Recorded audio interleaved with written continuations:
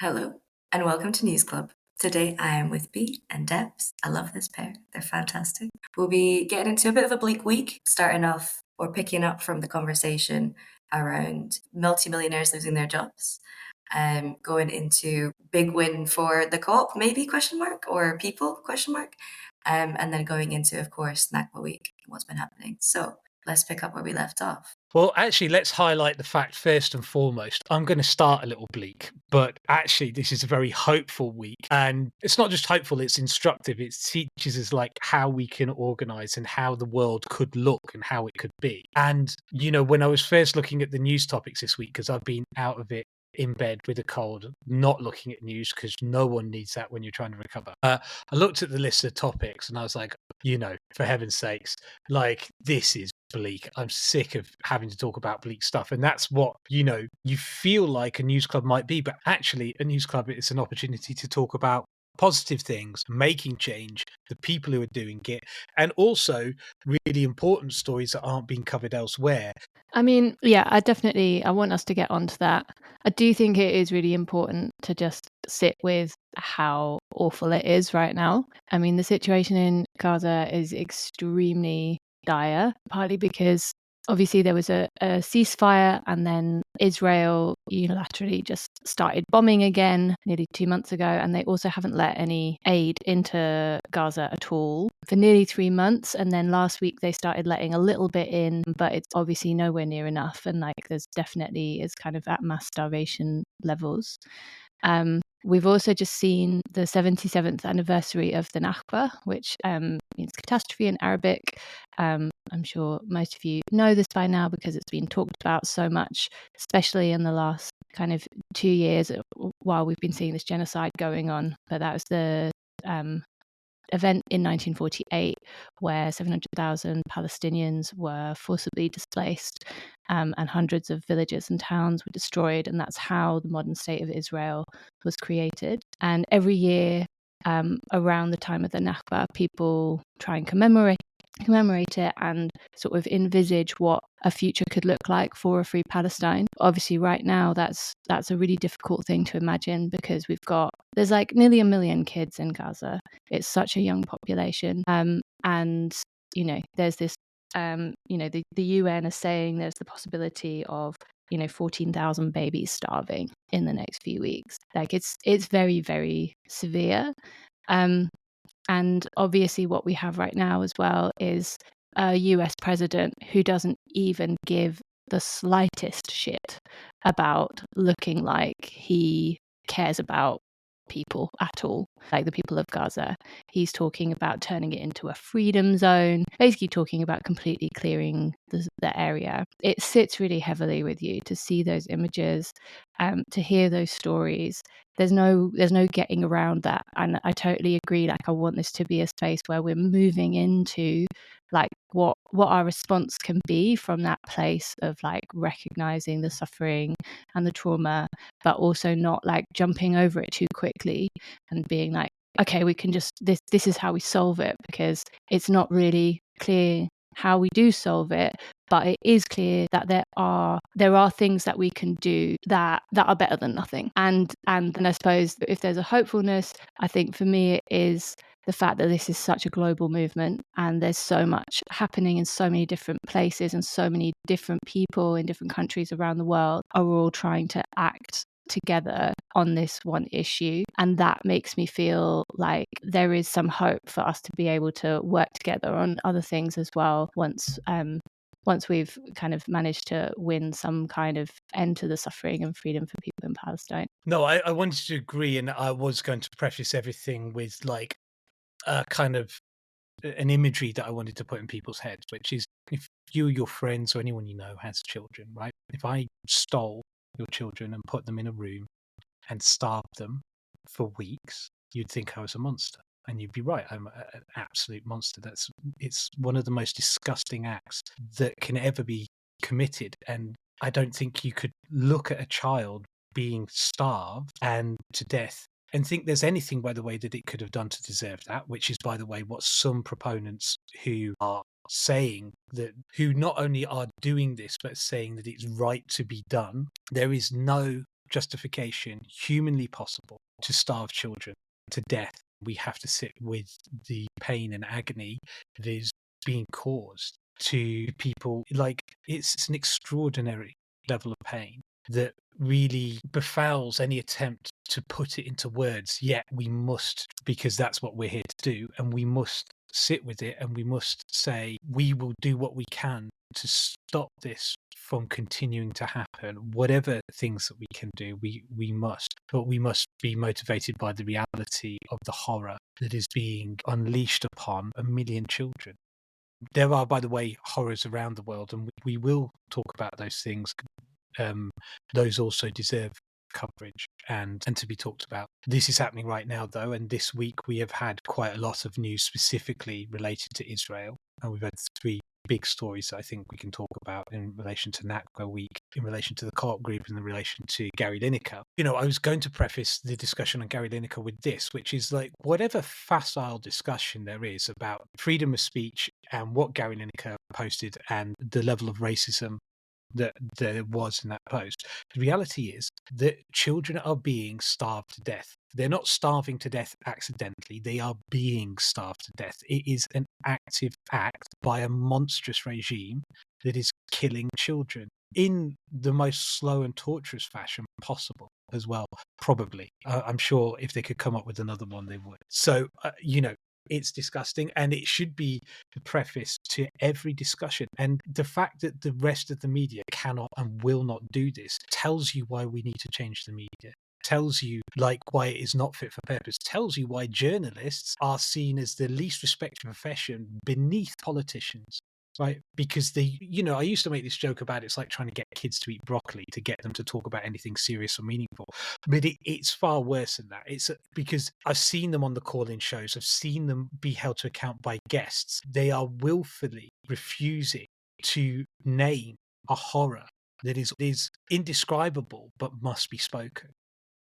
And they're choosing that, and by being that, they are an active participant in the horrors that are being inflicted upon children.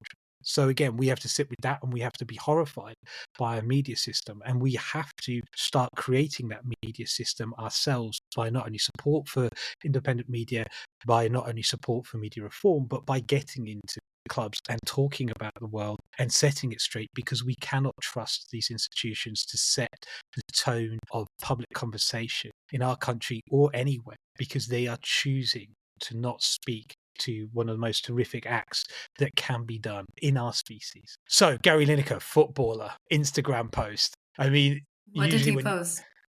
What did he post? So, yeah. And please do sit with that horror, everyone. But now, to talk about this, it does somewhat seem facile in response, but there is some important things here. First off, no one is protected from, if you stand against the government, particularly on this issue, then you will lose your job. Gary Lineker stepped away. This will be the first World Cup that I can remember. It must be in 20, 30 years that he will not present. Gary Lineker, by the way, for those of you who don't know, he's an all-round good boy footballer who presents probably the most important TV show on the BBC outside of Strictly Come Dancing, which is Match of the Day. It's their most important one. It's the one they invest in most heavily. By cost, it is the most expensive show on the BBC. And in many ways, therefore, is one of the faces of the BBC, and has become increasingly outspoken over previous years about the government. He was, a few years ago, he spoke out about and compared the British government at the time's description of refugees in particular. I think they were using languages like swarms and other dehumanizing language, and compared it to the language of Nazi Germany. Pretty accurately, I would say. That would be my suggestion, and I think it's a reasonable thing to do. And he was suspended by the BBC. And Match of the Day, the biggest, most expensive show on the BBC, aired with no commentary because all of his co-presenters and all the commentators refused to work on the show, and the BBC quickly hired him back. So that shows you that striking works, and that's essentially a political strike, by the way, which are theoretically illegal, and it's a wildcat strike. So political strikes are strikes where you are not just striking for pay and conditions to make your workplace better, but because you're striking for a political reason. And it's a wildcat strike because it wasn't called by a union, it was just agreed by everyone. They just said, we're just going to do this, and they refused to work. And that's, again, some of the most highly paid stars, but then it's also all the staff, or the regular commentary staff that work on all those games and stuff. Everyone said no. You can't, and I think broadly everyone was in agreement with what he'd said, but even if they weren't, they were like, it's his own personal opinion, and he's allowed to, he's allowed to put it out there. It is an interesting world we have with social media that allows these state employees to express their own personal opinions.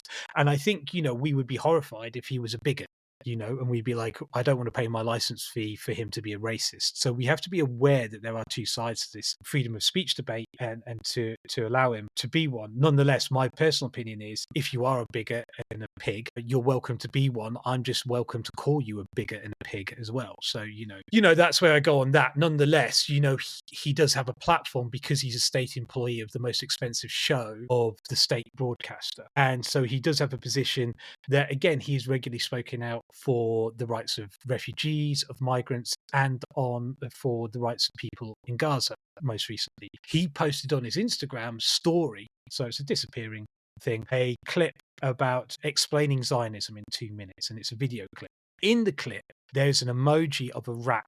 Now, when I watched the clip, because I watched it with no context, and I was waiting to, I wanted to see, I was watching the clip and I hadn't seen what was wrong with it. So until I heard the explanation afterwards, I was like, what is this? And then someone said, then someone explained there's an emoji of a rat in there. I was like, oh, that's bleak. And then I looked and I was like, oh, I can see that, right? And then someone explained that a rat is an anti-Semitic symbol used by the Nazis. And again, I hadn't even considered that, and I'm fairly up on those kinds of things. Like, for instance, this was mentioned by Tom, what's his name? He's a YouTuber, he's a left-wing YouTuber, that when doing thumbnails, tend to avoid nowadays using anything that indicates puppet mastery, because even if you're using it about like Rupert Murdoch, the symbol itself is so associated with anti-Semitic tropes about Jewish people controlling the world. It's just a dangerous thing to do, and the left has often used the idea of, let's say, governments or bankers or something like that being puppeted by puppeteers. That is such an anti-Semitic trope that, like, I would never put out, and I would hope I'd catch anything where we use that symbol in stuff. And you'd hope you'd catch a rat on as an emoji. Lineker came out and apologized, as he should. He said, I didn't see it, I shouldn't have posted it. And it was a simple, clear, plain apology. It was a mistake, shouldn't have done it. I apologise unreservedly for the damage and offence caused and for perpetuating, racist symbology, and that I'm a dedicated and lifelong anti-racist, And I like the apology because it was simple, clean and clear, as it should be. Some people were like, he shouldn't apologise, he should. But then he went on to say, I'm going to step away from the BBC and I'm not going to be presenting any longer. Wait, is he permanently not part of the BBC then, even though after the Wildcat Strike? Has he still not got a job? After the Wildcat Strike, he got his job back, went back to presenting Match of the Day, World Cup, everything. Like, he got it back immediately, which shows you, by the way, action works. Strikes particularly work. And it was a really high-profile one. They aired that week Match of the Day with no commentary. It was just the images of the football matches, because those images are recorded not by the BBC, but by the Premier League. So BBC had bought the rights to the images, so they just broadcast them with no commentary, no punditry, no in-between bits, no analysis. Like, no one was working on them. And it's an interesting moment in media history, really, to reflect upon. And afterwards, he got his job back, went back to it, and he has become a figure of hate for the right because of that, and because they hate the BBC and they hate the state broadcaster. They hate also, and here's what's interesting, Gary Lineker was a football star who famously never got a yellow card. He never got booked in any football match he ever played in his entire career, right? He was the face of Walker's Crisps, like the ultimate British sort of snack, which is, crisps. He's a relatively handsome, well-spoken, middle-class-ish guy. His dad was a market trader in Leicester. He's like the quintessential English guy, and they hate that he's not on their side.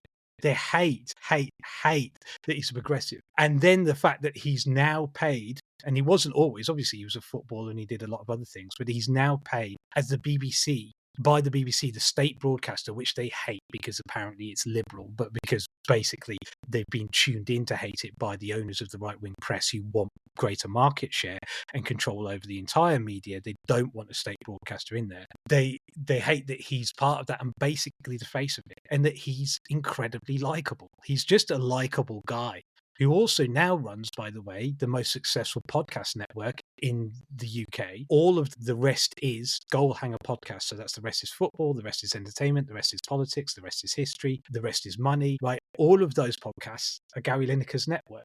So he's actually accidentally also an incredible media mogul. Now, he's not necessarily political, like he's not a political revolutionary or something. As far as I can tell, he represents a quite consistent tradition in British public life, which is of this concept, I guess, of decency and fair play, which are like these sort of amorphous concepts that can be kind of utilized. But you could go back to like Charles Dickens. There's certain key sort of characters in this, and he would sort of represent that kind of thing. And again, like I say, they hate like that this England football star is not a bigger, calling for the quote unquote hordes or swarms of people to be turned back at the gate, but precisely the opposite, and is calling them out for sounding like Nazis, and is calling out a genocide and the murder of children for what it is. And he's just taken this decision to resign, probably because he's in his late 60s and he doesn't need the heat. And So he resigned anyways. As far as I can tell, yeah, he's basically said, look, I will not do the next World Cup, which is going to be next year in 2026, which is going to be in the USA. And let's be clear, he might have had problems getting in and out of America, like under this regime. Because he's critical of things that Trump kind of stands for. And he's not going to do match of the day next year. He was going to do one final year and then he was resigning. He said he's bringing that forward. And so he's finishing this year. I think he's going to do one or two more broadcasts for the BBC and then leave. So he's made that decision. And I would assume, and it hasn't been said, again, it was a very simple, clear statement. You can go and check it out. It's on YouTube and it's about 2 minutes long. I recommend you watch it. I would assume that he's gone, this isn't worth it. Because all anyone in the media has been talking about for a week is what he's done and said. LBC have talked about it. There's a really great interview with, is it Nick Ferrari and Martina Perkis on LBC, where you can see, like, she says, do you in any way think Gary Lineker's anti-Semite? And he's like, no, obviously not. I know him very well. And it's like, great. And do you believe in freedom of speech? And he's like, obviously. He's like, so what are we talking about here? Why are we not talking about something that actually matters? And that's really the lesson to take away from this. Again, the chattering classes, the journalists, love talking about gossip and ephemera and things that are not important, right? And talk about them as if it is important. It's like 19th century gossip columnists talking about like who wore what kind of crevasse to the Dowager's tea party, right? Like they love that tosh, right? Both out of inclination, because the right kinds of people are hired by the right kinds of corporation, that they genuinely don't like talking about like genuinely horrific things and what we're going to do about them, particularly in this arena around Israel and its extreme nationalism, and what its extreme nationalism is, what the outcomes of that are. Because of course that requires critiques of a lot of other things as well, not only our arms sales to them, but what is nationalism? What is the creation of a nation state?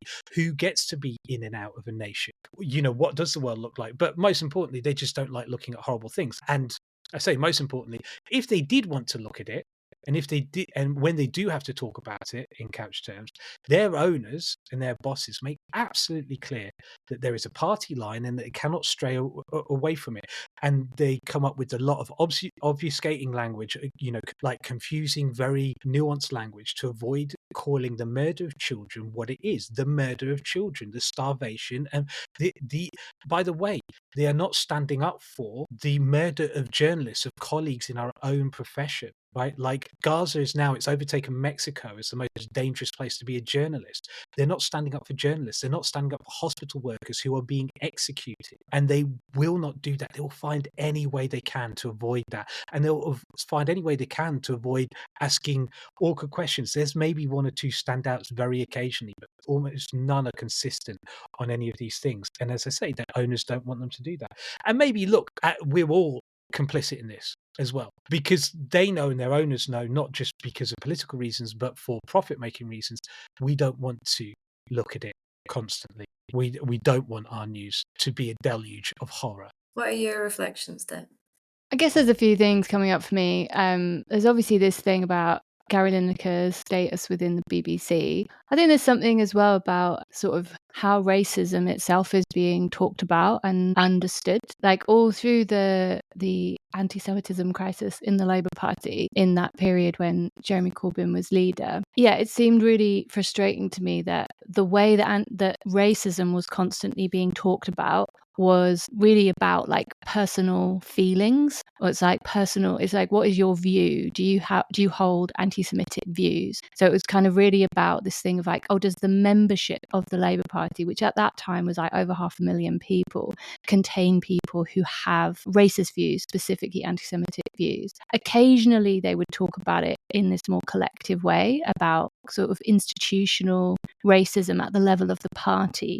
Like, is the party collectively creating a space where people of from different racial groups are being excluded from forms of power? What they would never ever do was talk about it at the level of policy and say, actually, the most important thing, surely, for a political party is how the racism of its members, of its leadership, of its culture might then result in a racist policy platform that then, if they get into power, they will try and enact. There obviously were people in that large 500,000 set of people who held anti-Semitic views. There were lots of Jewish people within the Labour Party at that time saying, I have experienced an anti-Semitic culture here. There are ways that this doesn't feel good as a kind of collective and as a space. But what we never got to was the conversation, I felt like, underlying it, which was that for some people, they saw Palestinian solidarity and any kind of policy platform that might not back Israel in precisely the circumstances that we're in, they would say that is anti-Semitic. And that's where we have to draw the line. And obviously, Jewish people have lots of different opinions on this, and there were loads of pro-Palestinian Jewish people in the Labour Party all through this time as well, saying like, do not say this in my name. I do not agree. This is not what we're talking about. It's the real conversation that felt like was never really being addressed, which is, do you think that if you put sanctions on Israel, if you refuse to export arms to Israel, if you refuse to stop the Israeli government from all of the kind of long-term displacement, oppression, killing of Gaza, of Palestinians broadly, and that's obviously become so much more intense in the year and a half, do you think that that is racism? Like, that's ridiculous. That's nonsense. Supporting those things is racism. It is racism against the Palestinian people. And so, yeah, I think with the Gary Lineker thing, it's like, okay, he retweeted something, or he shared something that contained an image which has an anti-Semitic history. The thing that he was sharing was something talking about the Nakba, talking about Zionism, talking about a racist project. And a racist project which right now is being enacted by a state on a group of people, a group of like basically defenseless people, like 1 million of them being children. Like, there's something there of like, whenever you try and put those two things next to each other, it's like, oh, you're minimizing or belittling one kind of racism over, you're putting them in competition with each other. And I'm like, yes, but it's not about different kinds of racism being in a hierarchy, as in like anti-Semitism being worse or less bad than anti-blackness. It's because it's saying that the racism that is enacted by states is worse than the racism which is like somebody's private opinion. Of course that's worse. Somebody's private opinion does not have the ability to blockade 2 million people for 3 months. Somebody's private opinion cannot throw drones all around and bomb people like multiple times out of their homes. Somebody's private opinion is not bombing hospitals. Like 3 hospitals in Gaza have shut down in the last week at a point when like there's such an intense need. The reason that racism is a problem is because of nation states and because of really powerful, violent institutions that use racism to commit awful acts of genocide and violence. And the private opinions of individuals is related to that because it stops people from taking action. It stops people from seeing it as a problem. It kind of generates the buy-in, but it's not itself the source of the violence and the horror and yeah. I think that was very well said. Thank you. Yeah, it is this difficult terrain that we get into. I think it's why media activism often isn't engaged in. I keep trying to work out why in any other arena of political strife there are like very organized sort of institutions to fight against racism, environmental destruction, for queer rights and so forth. Everything from electoral representation to direct action groups to civil society to petitions to community organizations and so on, right? Charities, everything. And in media, it's so much more underdeveloped. And it's because we have to have these kinds of difficult conversations, which if you're fighting for the environment, you have to have like, we're going to fight fossil fuel companies. And that is not easy. It is not easy, and they are going to do everything they can to destroy you. But if you try and change the media, you have to deal with every single conversation and how to deal with every single conversation. And in this case, it is going, okay, personal racism or bigotry, which is maybe a way that you can delineate sometimes. But personally held racism, is it of a lower order impact than state-based racism? Obviously, empirically, yes. Right? Like the state is a violent institution. It has the means to take those opinions and enact them against a far larger group of people in a far more vicious, brutal, and systematic way. Now, it doesn't mean that an individual racist can't do acts of violence, and they can do really significant acts of violence, and they can. And again, so we have to wipe out both things, and we have to challenge them at all points. And maybe we'll never fully get rid of the personal racism. That's one of my things that I wonder about. If you ever moved beyond the system we've got now, would you ever fully get rid of it? It's a question. It's an open question. But I think you can get rid of institutional racism, and that means in some respects moving beyond the institutions themselves of states, of organized violence in that way, but first and foremost by stopping states as much as you can from enacting racist violence against entire populations of people based on nothing more than the color of their skin or maybe their faith. And yeah, that's what we got to strive towards. So in that, there's been some movement this week, and we're working out ways to do that outside of the state. And I think when we think about the BBC and what Chivers was saying last week about the BBC becoming essentially a cooperative, we can look to the cooperative group and we can say, hey, if the BBC was a cooperative, maybe we'd see some different outcomes, because the co-op group has done something a bit different this week. Do you want to get into it? That was a really nice segue here. Okay, so the Co-op is a UK-based supermarket chain. I think you'll recognise it. You should do if you live here. And it's the retail food arm of the cooperative group, which you may not know. That's one of the largest consumer cooperatives in the world, right? And which, makes sense because the UK is where cooperatives were first conceived and founded. It's the 5th largest food retailer in the UK, and it has nearly 2,400 stores and supplies products to over 6,000 additional outlets. So I'm just trying to give you an idea of the scale there. That's a bunch of numbers, but it's a big old boy. It's 5th largest supplier here, one of the biggest co-ops in the world. What's interesting about it is that it's owned by millions of UK consumers. So they are all co-owners. And again, I think if you've ever participated in that, which I'll be honest with you, I actually haven't, and I've realized I should become a member, it would give you a good idea of what participating in a large scale cooperative can be. And also, I think lots of areas where it could be improved, because I think there's this struggle within it to make it more democratic. But nonetheless, because it is at least partially democratic, that option is available. And that's what I always say about democracy is if you start getting it, you can open the door wider and wider. And that's why we look to, make those incremental changes sometimes to get big institutions to become democratic. It has a turnover of over 11 billion, and it is widely recognized for social responsibility and community initiatives. You can use, I've been in meetings above co-op stores where they've turned the above part into meeting areas. You'll notice co-op will do food drives and charity runs and other things like that.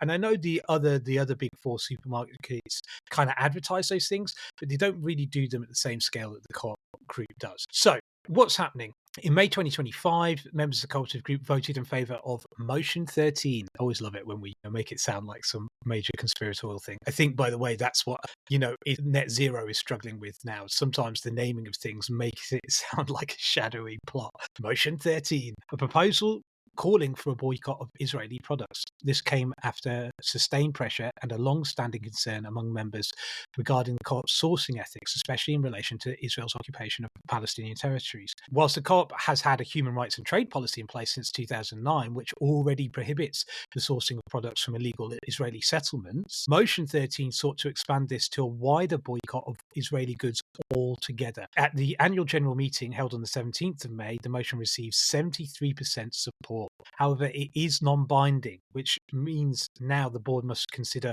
whether and how to implement it, with the final decision expected later this summer. Interesting. Yeah, and there are some interesting questions that come out of it, which I'm happy to address. I want to know what Deb has to say first. Well, the first thing to say is I think that technically I am a member because I have a co-op bank account. Is that right? So Cooperative Bank was disaggregated from the co-op group, right, which the supermarkets and all the other things like co-op funeral homes is part of the cooperative group. The Cooperative Bank was taken over by a hedge fund manager and was a separate thing, and you would have stopped being a member of it because it became a privately owned institution. However, it has been retaken over, rebought by Coventry Building Society, and it is now back to being a mutual. So if you do have a Cooperative Bank account, have a look at, I believe you are a member, or that you just have to, fill in one extra form to become a member. And it is back to being mutual now, and that only recently happened. So that's cool. So if you have a co-op bank account, you're a co-owner and a member, and you can decide on, by the way, the co-op bank has an ethical investment policy, and that's really important because that's huge amounts of money and where that gets invested. And for instance, it doesn't invest in the arms trade. It does invest in fair trade products. And there was some moves to change some of those things when it got taken over by a private hedge fund manager. So, this is why it's important to keep these things in mutual ownership, controlled by the members. Because again, hedge fund managers are going to go, why aren't we investing in weapons? They make loads of money, right? Like that's all they're going to say. And this is already great to know because I changed to the co-op bank from Barclays in like 2012 because I was like, Barclays invests in fossil fuels, and there was a Move Your Money campaign. I did that, and then I think the hedge fund took the co-op bank over like the next year. Yeah, it was 2013, and it was a big move. And I run cooperatives and have and I'm always the treasurer, so it's always been a live issue and something you look at. Unity Bank and Triodos are two ethical banks that, if you've got an institution, I would recommend you work with them on, because whereas the co-op ethical investment policy is like one end of the scale, we'll pick the very worst things and we'll definitely not invest in those: fossil fuel companies, weapons companies, occupation, etc. Triodos and so forth go the other end of the scale, which is we will only invest in things that are fully ethical, cooperative, mutualist, protect workers' rights and so forth. So, it's a really fascinating world. The other thing that's really interesting as well, if you're looking at financial instruments, is credit unions are essentially bank accounts for people who are not allowed bank accounts, often like very poor people who come out of prison, or just people who are on the dole, people who've had real credit issues. And they will organize personal loans, help you get to payday, 0%. When I was on the dole for years, it was a lifesaver. It enabled me, actually, we set up a credit union account to set up our independent media organization, and we used it for years. So they are fantastic. They're locally run and owned things. The people who work at them are great. And again, if you're looking for a place to put your money, put it in a credit union, because also if you've got a bit of spare cash, that money that you put in gets loaned to people who really need it, right? And looks after the community. So it's a really, internal economy that I think it's amazing we have these instruments. And often we have these things like, we're like, what if the world didn't have capitalism? And it's like, well, actually, what would banks look like? And it's like, well, actually, lots of people have been doing that for like 200 years and coming up with things: building societies, cooperative bank, credit unions, so really fascinating part of the world. And I think that's what's, having prefaced this with the horrors of what's happening, what can we do about it? We can see that here, a democratic institution, a supermarket, which, by the way, supermarkets you never associate as being democratic, right? Like, or being owned by anyone other than like private companies who are just trying to screw you constantly. You know that Tesco has caused inflation problems because it controls so much of the food market and so much of the shopping market, that because it prices everything at an overprice, and then normal prices are its quote unquote club card price, that its normal prices, which are actually overpriced, are taken as what the value of things are, and it causes inflationary problems because in the records it counts for so much of the UK economy that the government is thinking that things are like cost a lot more than they actually do cost. It's because Tesco is trying to gouge its customers. Anyways, sorry. They're disgusting institutions controlling the things that we need to live, and we need to dismantle them. And again, we actually do have a functioning institution here. It's not the best, but it is democratic, and you can become a member. You can go on the website, become a member. If you shop there, you can become a member. It's very simple, very easy. And I think we should put it in the show notes, and we should include it and say, become a member of the co-op. I'm going to. I hadn't realized, I'd forgotten that was an option. And so I'm just like everyone else. And I should get there, because what the co-op buys as the 5th largest supermarket in the UK is actually really, really important. And we can, whilst we're trying to build our own food systems and things like that, we can also take this institution that's already partially democratic and insert some levers of power on it at a huge scale that we wouldn't be able to do in our groups currently, though I hope we get to that scale. So that, I think that's a really good thing. And I think the other side of the co-op actually having a kind of company policy, if it does go ahead and they're not buying any Israeli goods. So there's the boycott, divestment, sanctions campaign, and there's a huge boycott list. And because the boycott list is so massive, it's really hard to see how the boycott is really going to be felt. But where you could actually see the boycott like having, a noticeable impact is if all the people that were like, I want to do the boycott, were like, oh, you know what? I can actually shop at co-op. Like, shopping at co-op is actually a thing that I can do to help support people in Palestine because they're definitely not stocking any Israeli goods. That would actually that would be a really major win, because it would actually be showing a kind of concrete impact. You're not necessarily able to see all the people that aren't doing a bit of their shopping at the Tesco, at the Sainsbury's or whatever. But if you can show the number of people that are starting to move to co-op, that's a really powerful message. Yeah, and even like a 1 or 2% uptick is massive. Like, I don't know if you saw the guy from Ben and Jerry's who got like dragged out of, was it Congress or the Senate the other week for, speaking out on the genocide. And he was just speaking, right? And he was ejected, and he was doing it. And you see like Ben and Jerry sales go up, like, and it's like, and it's what we do. Like, we shouldn't have to live in a consumer democracy. But whilst we do, particularly for things that are essentials, not luxury. So again, food shopping and stuff like that, that's an essential. You have to spend your money somewhere. This is essentially a way of voting. Vote with what you have to spend and go to co-op. By the way, it's reasonably priced. The products are good. I like co-op stuff, they're around lots of places. So, but yeah, if it was fully not Israeli, you wouldn't have to go around the supermarkets and check every blooming thing and wonder what you're doing and what you're not doing. And and then to show that if we all went there, again, even if it has a 1% uptick at that scale, that's huge. That rocks markets, right? Like that, and that really affects, I just think it would be fascinating if we all started to go there, because also I think the reality is that on these personal boycotts, what happens is it's very hard to keep track of. Not everyone executes them fully, let's be real, right? And yet everyone wants to do something meaningful. And if you were able to say, oh, it's just simple, just change your shop to co-op. Oh, great. Okay, cool. I don't have to do this massively. Right? I don't have to think about things. Great, I'll do that. And then also, by the way, then you can move to, like, one of the big boycott campaigns I worked on was boycott Coca-Cola. And it was about getting institutions like student unions to boycott Coca-Cola and replace it. And a student union like the one I was in bought like £1 million worth of Coca-Cola a year. Right? Like, so if you change that, that's massive. So then you could go to councils, go to student unions and say, where are you sourcing your food from for your staff? Go to co-op. Right, you can start. So you're not. So it's giving you a way in to support BDS without like going, here's all the things you can't have. Okay, go to this supplier. And by the way, the co-op group actually has, and I hadn't read this out in all the stats, but I may as well go back to it. It provides to what was it? Oh yeah, it has a wholesale division called Nisa Retail Limited, and it provides 6,000 additional outlets. Again, imagine getting that up to 7,000 outlets, 8,000 outlets. Like, imagine it does this, it implements it, and we go, okay, well now we're behind the co-op, and we're going to become members. We're going to shop there, and we're going to get institutions to shop there, and that's now significant. That's moving lots of money. Like, and it's all about like the fulcrum, you know, imagine you being on a seesaw. It's about like moving down away from the fulcrum to like exert as much pressure as you can with the small numbers of people we've got. And we haven't got small numbers, by the way. We got large numbers. Might I also add that they're not the only co-op that exists? Yeah.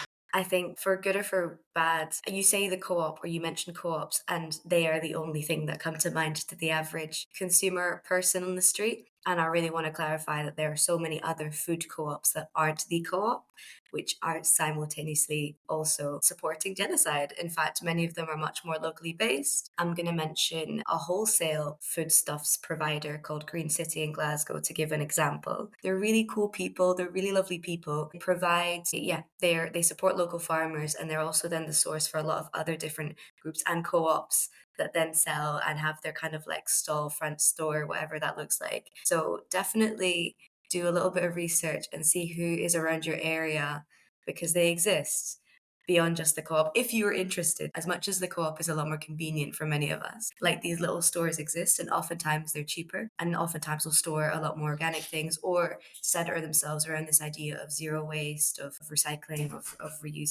reusability. Yeah, and also these co-ops are kind of interlinked with each other, right? So Suma is another big co-op wholesaler, and yeah, they're a really amazing organization actually. Like they've got maybe 700 workers, and they're all paid the same amount. They're all paid like it was like £17 an hour or something. It's really good wages, and they've got a whole system for people kind of move, like how they move around the different roles in the warehouses and in distribution. Like it's a genuinely functioning democratic organization, and they were involved in organizing the vote within the co-op group.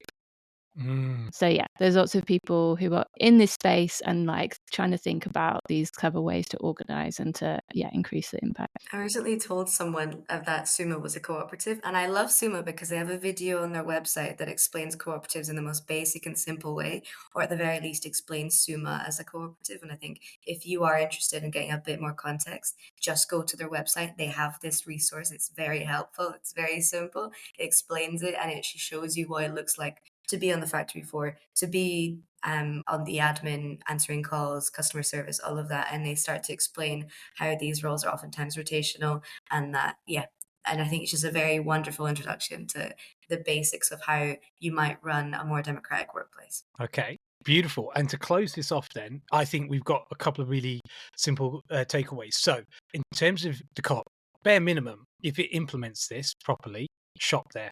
Maybe even start shopping there now, you know, and have a look around. It costs £1 to join, to become a member. And once you become a member, you do get invited to like local member activities, and you can keep an eye on motion submission deadlines. But as Debs points out, if Suma were organising that, then we should do the next thing is check out Suma, check out that beautiful intro vid that I hadn't heard of. And it's always good to be part of larger groups so you don't get lost in something as big as the co-op. It's got, I don't know, a lot of members, maybe 1 million or something. Then, join. And if you're a listener and knows anything about organising within the co-op, I think this would be a very fruitful activity. And please do give us information, and we'll try and go out. We'll try and put it out there, and we'll try and get some more info as well. But £1, go shopping, find a crew, beautiful stuff. In a dark moment, here's some light, and here's something productive that we can be doing to move the needle significantly. Millions of pounds, tens of thousands of people within this country, and we can truly mobilize all the people who care about this, which is enormous in number, towards something productive, easy to do, but also that feels meaningful and is meaningful. So have a look at that. And Debs, tell us all about Nakba Week. Yeah, I mean, this is just be a short bit to close off. I guess it's just to talk again about the global movement to support people in Palestine, and just talk through some of the actions that were happening last week. I mean, firstly, there were massive protests all over the world. There were hundreds of thousands of people that marched in London. There were large marches in lots of other cities in the UK, across Europe, in the US, in lots of activity in Latin America. There's so many Palestinians who've ended up in different Latin American countries, and who are like really able to speak to this shared struggle. For example, there's loads of Palestinians that live in Uruguay, that live in Chile, and I think the way that they talk about these struggles, there's something very specific and horrific happening, but it's also one of the things that they're pushing back against, particularly in the way that the Holocaust is remembered, the idea that these things are just like specific, like they're the only time this thing has ever happened, or this like specific horror, because that kind of cuts us off from it. And actually being able to draw the links and to say, like, for example, all of the interventions by the US, the coups and the ways that they interfered with Latin American democratically elected governments throughout like 70s, 80s, like how that has so many resonances, and so there's so much that's very similar about the way that the US kind of uses Israel as essentially like another state of the US, like it's kind of a deliverer of US foreign policy. There was a cool action in Ireland last week where 3 women broke into an airport and they spray painted a plane, which was like a US military plane or something that was taking arms. Because Ireland is technically neutral on these, and in fact, there's been a huge amount of kind of very explicit, including from the Prime Minister, sort of pro-Palestinian statements, actions, and yet the US military uses Irish airspace quite regularly for its planes when it's kind of sort of moving arms around. So they're really trying to highlight that. And I guess here in the UK, thinking about, we've talked about this before, but I think it's always worth kind of saying where are some different groups that you could get involved in? What are the different kinds of actions you can take? The Palestine Solidarity Campaign had a whole set of resources last week to do a kind of workplace day of action last Thursday, and they had suggestions of ways that you could organize in your workplace. And also, these things can happen anytime, and I think they're really trying to encourage, I guess, workplaces are important because they're not just places that people have come to because they all share their politics usually. So it is actually, often if you go to Palestine demos or whatever, you have this sense that everyone's already on the same page. Everybody kind of knows the things that there are to be done. But in your workplace, there probably will be people that haven't thought about it that hard, or who are maybe, trying to ignore the news. And like, how do you equip those people and sort of learn together?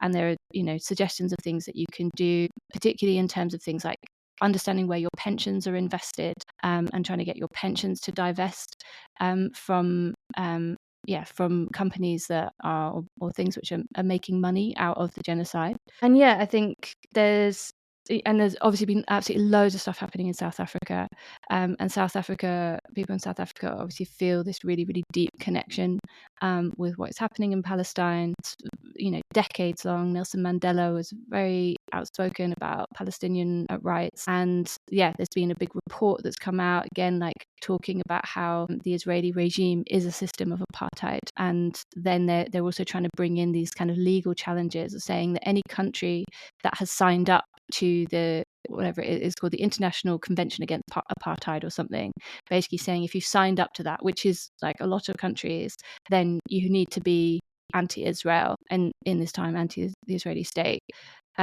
It's easy to feel like hopeless about this, and especially the situation on the ground is so critical and so severe. Obviously there's always a need to kind of give money to things like there's medical aid for Palestine, there's UNRWA, which is the United Nations Relief and Works Agency for Palestinian refugees. There's a couple of those big organizations, but obviously at the moment with the blockade, money will always be used in a helpful way, but it's actually very difficult to get stuff into Gaza right now. It does seem like there's maybe a little bit of a shift happening in terms of the way that our government is talking about it. David Lammy did at least give a speech yesterday where he said that what was happening was bad. This is how low the bar is. He still was like, 2 months ago, the ceasefire collapsed. It's like, Israel just stopped having the ceasefire. Israel just started bombing people again. Like, this isn't like a passive voice thing. This is like an active set of things that one party chose to do. But it might be a moment when it is worth kind of, again, writing to your councillors, writing to your MPs. But I think there's Palestine Action, there's the Palestine Solidarity Campaign, there's Workers for a Free Palestine, there's lots of different kinds of groups. And even if you're not wanting to kind of get super involved, or there's just not that kind of thing happening in your area, I think going on the Palestine Solidarity Campaign website and looking at some of their suggestions of things that you could do in your workplace in a bit more of an informal way. Probably lots of people in your workplace are horrified, and probably they don't know what to do about it. And so at least just having a bit of a conversation, thinking about this stuff around where your money is going. There's a lot of financial activism which is going on at the moment. Who does your company bank with? And if they're banking with Barclays, could you get them to move their money?